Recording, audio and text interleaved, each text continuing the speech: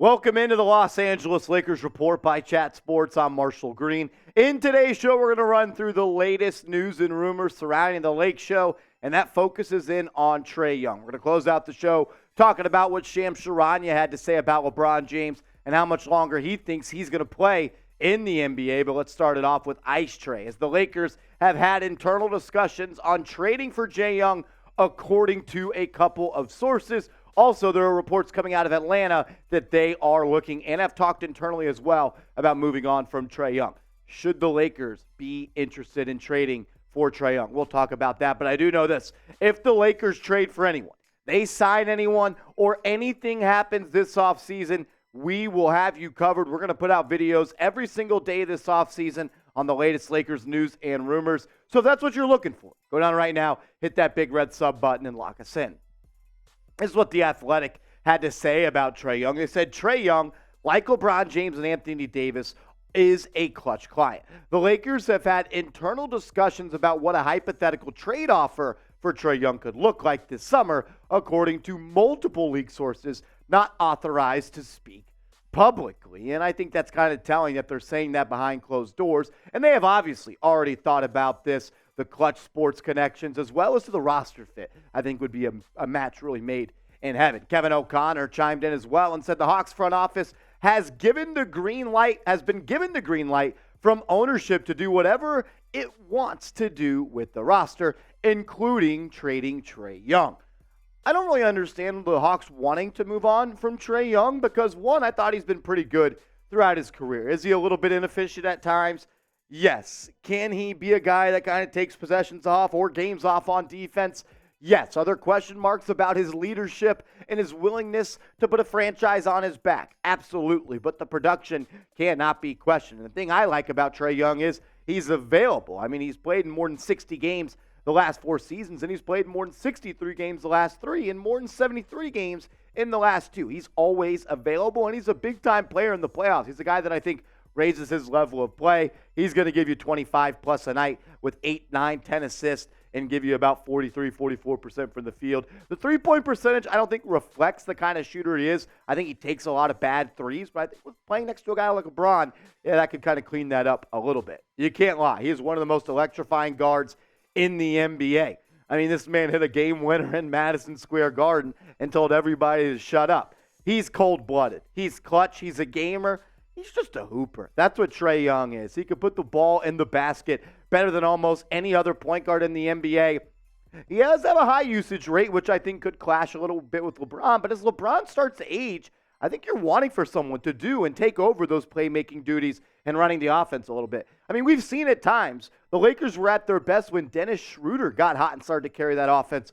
Imagine if that was Ice Trae instead of Dennis Schroeder, $72 million bag blower instead of that. That'd be a big, big difference. You have to admit, the first 5 years of his career have gone pretty dang well. First 2 years, he missed the playoffs, as to be expected when you pick inside the top 5. I guess it was the top 7 when you select a guy like that. But he got to the Eastern Conference Finals in his 3rd year in the NBA. Last year, they lost in the first round.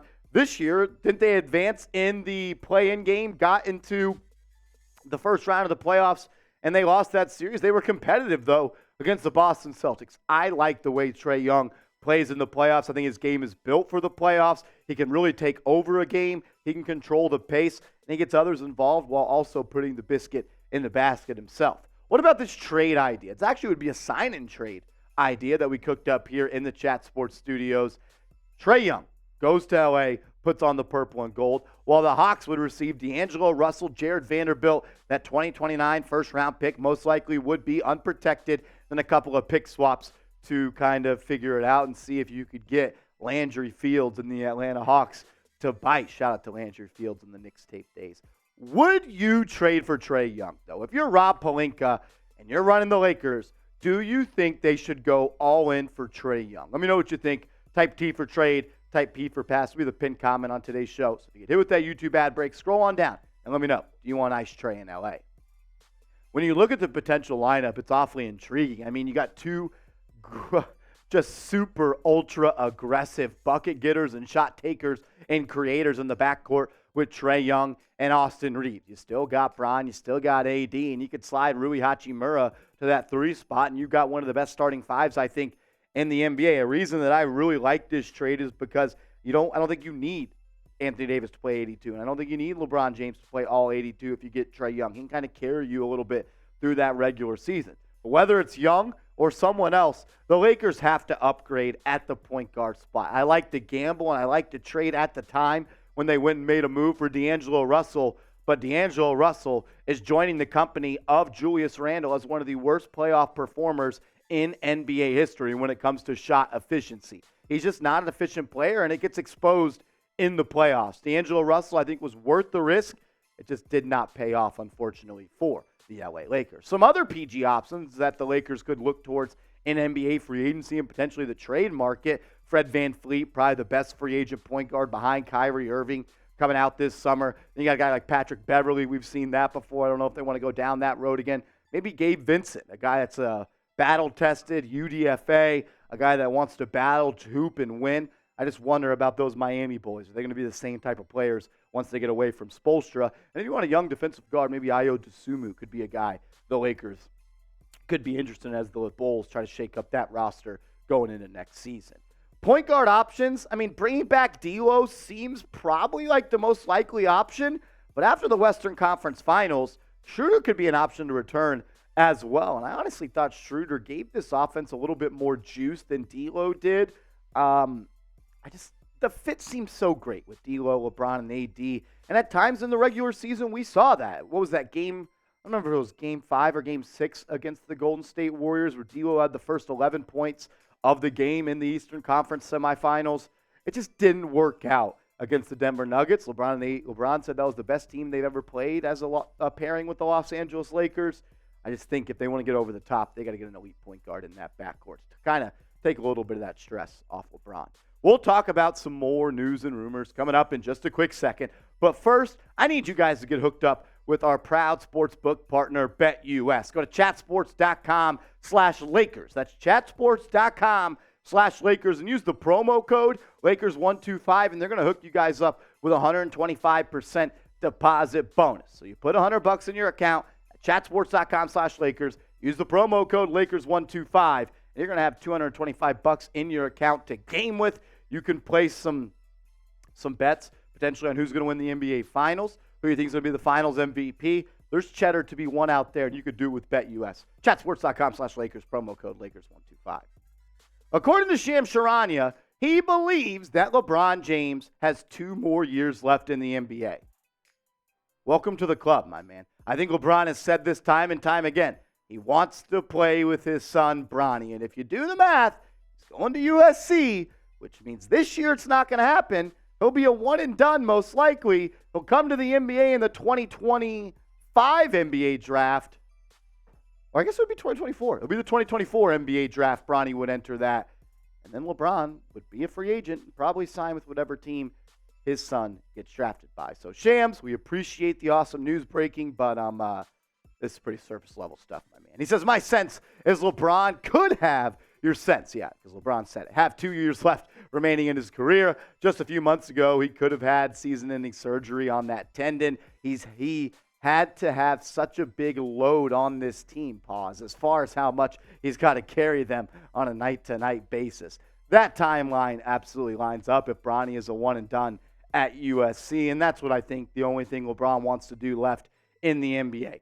I'm sure he wants to get another crack at making a run in an NBA Finals and hoisting another Larry O.B., but I just think the only thing he has that's unchecked on his NBA bucket list is playing next to his son, LeBron James Jr. He did sign that 2-year max extension last summer, and that kicks in this next season. So it aligns perfectly, and you could see that the moves LeBron makes. He is one. He is the very good word there. Very calculated thinker. You think he's actually thinking about retirement, or he wanted to put a little bit of pressure on the LA Lakers with that statement? The man's calculated. Everything he does is calculated, and he's definitely calculated what it's going to take for him to play with his son. Dave McMenamin of ESPN, shout out Malika, said a source close to James told ESPN that LA's postseason run was taxing on the Lakers star in various ways. The long flights and physical play in the Memphis Grizzlies series, the emotional and mental fatigue in the Golden State Warriors series from taking down his old foes and giving everything he had left to give against Denver and still losing 4-0. The long flights? Are you kidding me? You went to Memphis and Golden State. Get a grip. Dealing with all this at 38, I understand, takes a toll mentally and physically. But let's not act like you were flying into New York across country to play there every night. You could have took a bus to go play against the Golden State Warriors. And sure, you had to travel to go play Memphis, but Denver's right there as well. So, Dave, you're trying to get little sugar points here, but I don't know about all that, sweetie. When you look at what LeBron did in the playoffs, he definitely had his ups and his downs. I thought he kind of sold, I guess, was it game 2 against the Denver Nuggets? But overall, if you're getting this type of production from anyone in the NBA in the playoffs, you're going to be happy with it. 25, 10, and 7 on 50% from the deck. The only thing is he couldn't get that three-pointer to fall, and that was really the story of the 2023 NBA season for LeBron James. He could not ever find a very good rhythm or any continuity with that three-point stroke. It's always kind of been hit or miss with LeBron from downtown, but I think it was 23% that he was shooting at one point from downtown before Game 4 against the Denver Nuggets. Just not going to cut it. It's just not going to cut it. Thing is, I just wish he would have got more aggressive in going downhill, but obviously he was tired, and I think that injury is bugging him more than he wants to lead people on, even though LeBron would want usually everyone to know he was injured. I'm surprised he didn't wear a boot when he went to the press conference after he got swept. How many more years does the King have left in L.A.? Let me know what you think. 0? Is he done? Is he hanging up the cleats? I guess the sneaks on this one. 1 or 2? How many more years does he have left? I'm saying 2. Sham Charania stole my take, but let me know what you think down below. Appreciate everybody tuning in. You've been watching the Los Angeles Lakers Report by Chat Sports.